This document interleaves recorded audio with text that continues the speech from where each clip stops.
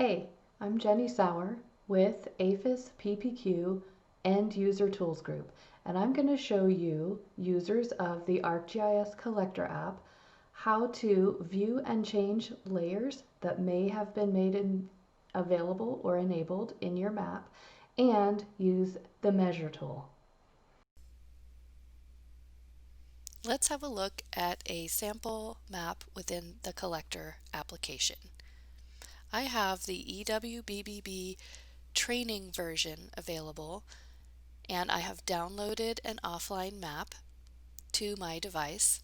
So bear in mind, this is just a sample. Your map may look slightly different. The EWBBB map has a world imagery base map, which is, what you see, the trees and the water features and all of that underneath the structures. And in this little icon here that looks like a bunch of papers stacked on a pile, this is your layers menu. EWBBB has two other layers that are available, and typically these are defaulted to off. So you see I just turned them off. And if I turn trap sites back on, you can see these two little simple squares, the blue square and the gray square. Those are two trap points that I've taken already, just so that we can see what we're doing here. And this blue circle is my iPad GPS locating me. So that's me, and if I were to move, that blue dot would move around. But these two are trap sites, so if I turn them off again, you can see they disappear. And I'll turn them back on. So it just toggles by touching that little toggle button.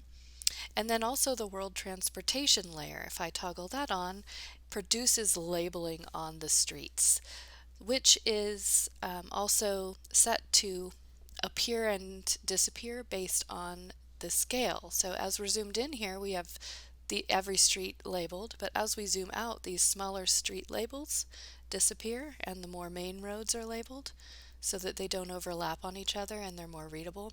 And all the way zoomed out here, we only have these main highways labeled.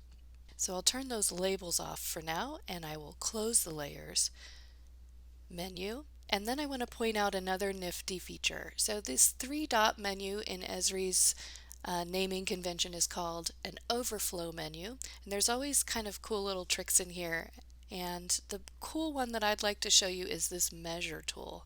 So if you open Measure, say, I'll zoom in here again. I want to know how far apart these traps are without walking that distance, so I can get the bird's eye view.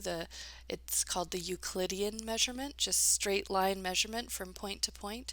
And I've got some options here. It's set to miles by default, but I can choose from all of these units of measurement. And because I think we're pretty close, I'm going to choose feet. It's defaulted to a ruler point-to-point measurement, but you also have the ability to measure in square units, a polygon shape. So I'll switch back to the ruler, and you just use your finger to select the starting point. See that little dot? And your finger again to select an ending point. And when the point is selected, it's got that little teal blue around it, so I could tap and move if I wanted to, adjust and really kind of get it just right. Because I don't mind too much, I'm going to call that, and I'll say that my two traps are 924 feet apart, which is kind of cool. So that is how you measure. I'm going to hit Done to exit the Measure menu. So that covers layers and the Measure tool.